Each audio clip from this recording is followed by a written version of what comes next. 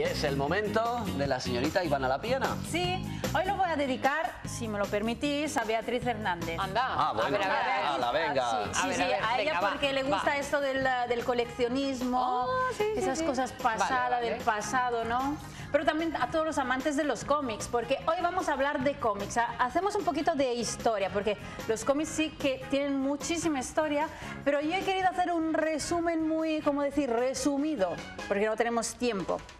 El primer cómic lo vemos en Francia en 1820, se llamaba Aucas y Aleluyas. El fin era instructivo para los niños y para los adolescentes, pero era un poquito diferente porque en él no vemos los típicos bocadillos que se ven en los cómics.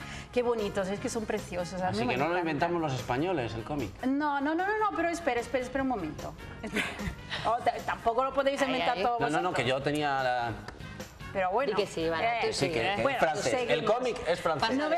No vemos el clásico bocadillo, como decía, de los cómics típico, sino que veíamos a pie de los dibujos como unas explicaciones que acompañaban esas imágenes. Pero en realidad, si nos ponemos a pensar bien, el primer cómic se podría decir que no ha sido francés, ha sido de los egipcios. Porque efectivamente antes ellos contaban la historia de los antepasados a través de dibujos en el papiro, ¿no? Se ponían ahí a dibujar, pero también hacían murales, fijaros, los típicos murales que conocemos todo el mundo, vamos, que también venían acompañados de inscripciones, así que se puede mirar como si fuera esto un principio del cómic, ¿no? Pero hablamos ahora de España. ¿Cuándo llegaron los cómics aquí en España? Exactamente en el año 1865, que era una sátira política. Se empezó con una sátira política, caricatura se llamaba. Desde allí se empezaron a generar todos los cómics, también para los niños, para que se acercaran también a la lectura, también para que aprendieran las cositas interesantes que tenían que aprender. Pero hubo un cambio en 1917 porque allí empezó a cambiar la calidad de los cómics, de los dibujos, mejoró muchísimo y sí que empezaron a tener mucho éxito. Y vamos a decir algunos súper famosos que vosotros seguro que conocéis, es imposible no conocerles, como el TVO, el DDT, Zipizape, esos personajes, Zipizape. Mortadelo y Filemón también. No sé a vosotros cuál es el cómic que más os gusta, pero... No sé. Yo era fan de Mortadelo y Filemón. Me quedaba dormida con el cómic encima de la cara. ¿Y para vosotros? ¿A ti cuál te gusta, Edu? A mí Mafalda. Mafalda. A mí también, fíjate. A mí también Mafalda era... Yo no, yo soy un poco más de superhéroe. Me gusta Batman.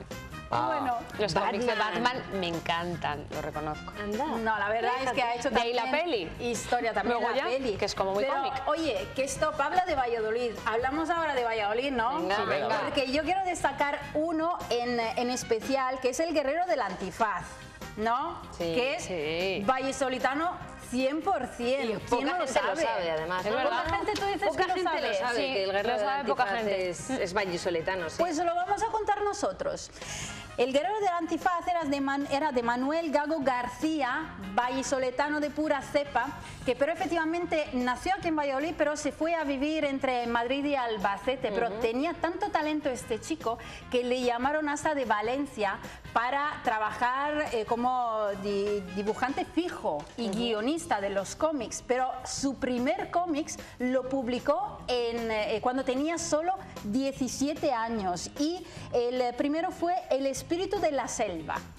Empezó así su larga carrera, pero el Guerrero del Antifaz se publicó por primera vez en 1944, que contaba historias de aventuras, estaba ambientado cuando estaban los Reyes Católicos, bueno, que gustaba realmente a toda España.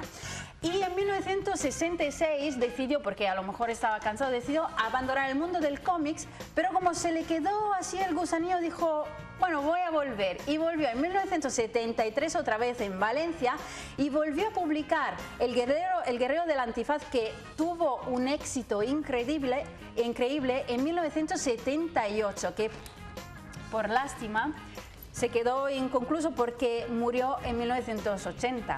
Así que nosotros le queremos recordar y agradecerle, bueno, que también nos ha incluido en la historia del cómic a los vallisoletanos en 1944. Así Para que luego ustedes digan que no se aprende en este programa, pues la historia del cómic y también cómo ligamos la historia del cómic con Valladolid.